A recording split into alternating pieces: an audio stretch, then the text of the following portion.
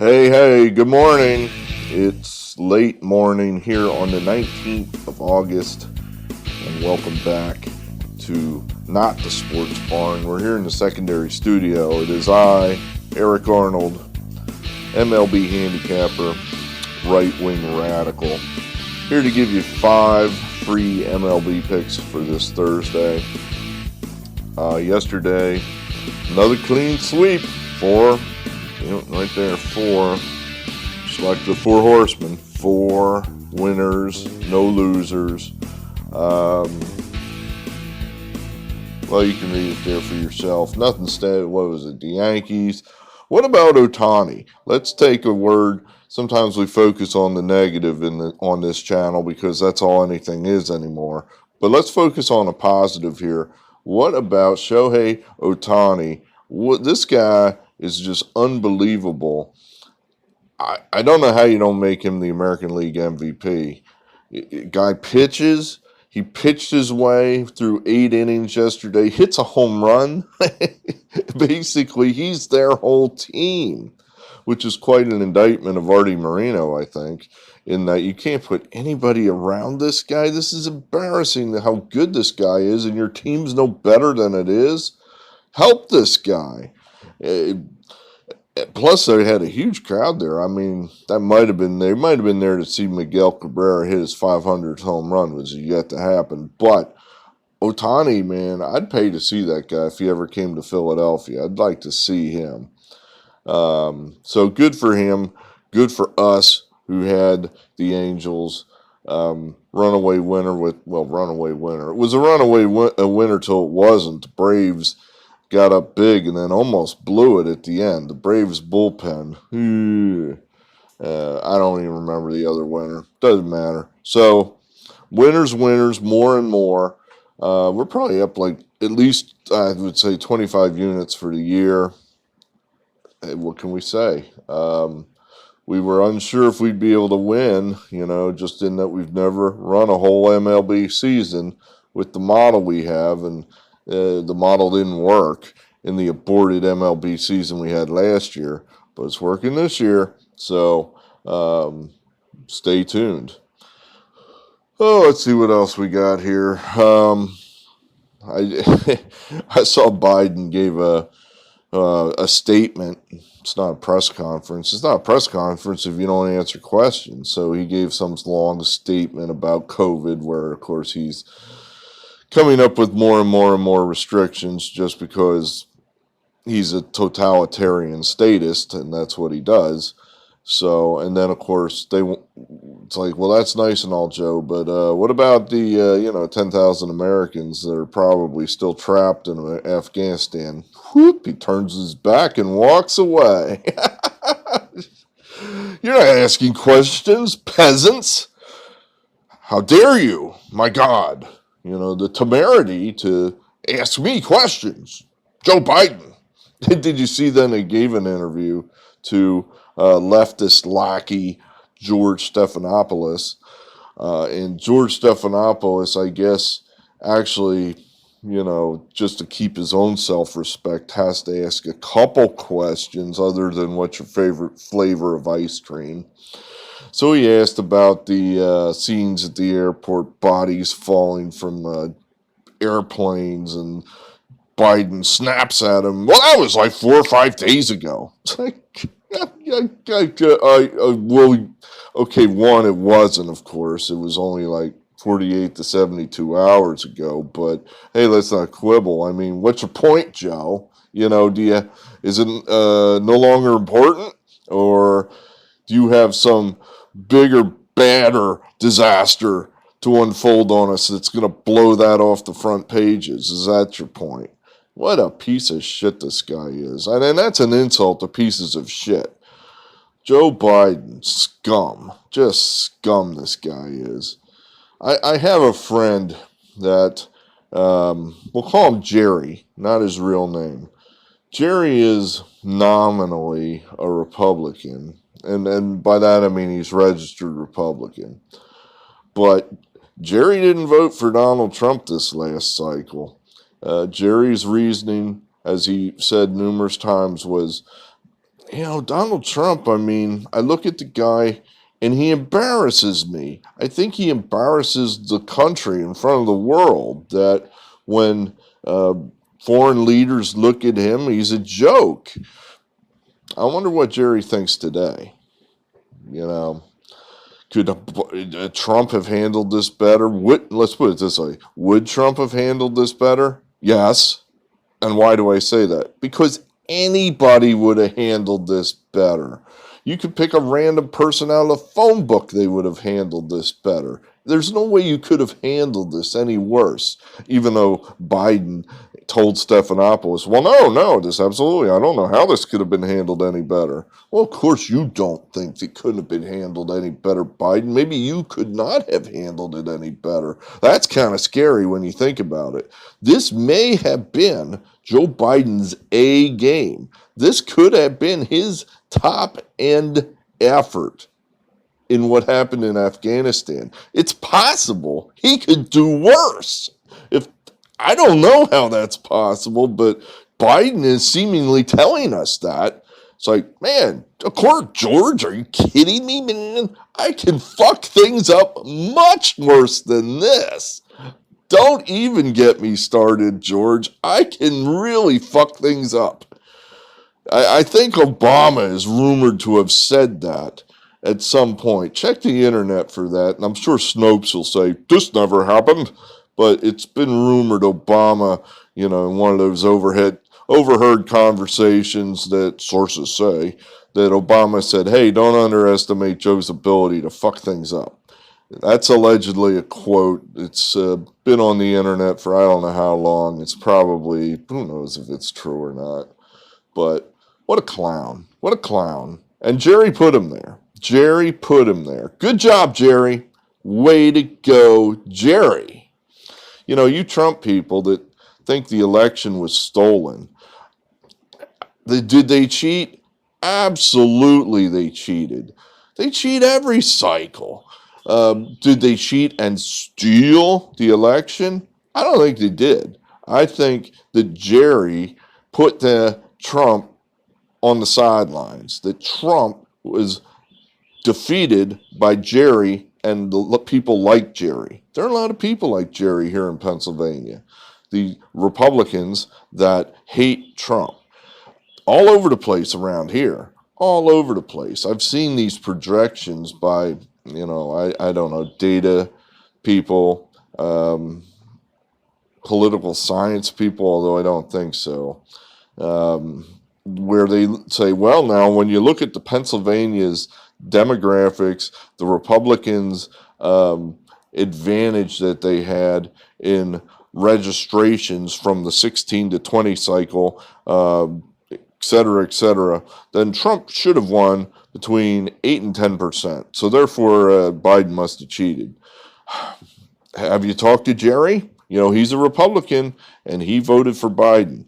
My accountant, he's a Republican. He voted for Biden. A lot of Republicans voted for Biden. God knows why. God knows why. God knows because Trump is an asshole. People don't like Trump. People are offended by Trump. Sorry, Donald, but if you didn't talk about yourself 24 hours out of the day, maybe some people wouldn't just hate your fucking guts. So, this bit about, Trump, he actually won. No, he didn't. I don't think he did. He certainly, let's put it this way, is he in the White House right now? No. So he lost. Did the umpire get the call wrong in Game 3 of the 1977 NLCS? Yes, he did. The Dodgers won the game. The Phillies should have won the game. Guess who went to the World Series? The Dodgers. So the Phillies lost. We should have won. Well, we didn't. We lost. The Dodgers went to the World Series. So it's the same thing with Trump. You lost. You lost. And it was a cycle he should have won, too. But he didn't. Well, because he couldn't convince Jerry to vote for him. Maybe Jerry will vote. Hopefully it'll be somebody other than Trump in 24. There, I said it, to rip off Mark Levin. There, I said it. Hopefully Trump will not be the nominee in 24. I think we'd have a good chance of getting Jerry in the 24 cycle if it's not Trump. But if it is Trump, these people, they just see Trump and they hate him. And it's like, well, he couldn't fuck things up as bad as Biden, could he? And in their minds, he could. So what can you do? What can you do? But I mean, I don't know. I'm embarrassed by Joe Biden. I'll say that. I don't know I was ever that embarrassed by Donald Trump. It's like, well, he sends out mean tweets. But, he killed that terrorist in Iran. I was proud of him for that. I think a lot of things Donald Trump did, I was proud of him. The worst thing he did was lose a damn election. That's the worst thing he did. So, where are we? You want more winners, right? That's what you want. I don't know. Should I give them to you? Maybe I should have some more likes, for all these winners we're dumping on top of you in the past 2 weeks. Winners on top of winners. I mean, my record is something insane over the last few weeks. I don't know. I'm not sure there were enough views, not enough likes on the last video. I'm not sure. Fuck it. I'll give it to you. Why not? I did the handicapping. I wasted the time doing that. I might as well go ahead and give it to you. So here they are. Early games, so be on your toes. We're going to come right back here with the Mariners. This guy Flexen, he's probably one of the better pitchers you've never heard of. He seems to give a pretty credible effort most times he goes out there. Spencer Howard, that's a Phillies reject. Now, sometimes these guys pitch pretty well, but the Philly rejects, that is. It might be too soon for Spencer Howard to pitch that well. One thing he's always short. He generally will pitch pretty well for an inning or two, maybe even 3, and then he just wears out.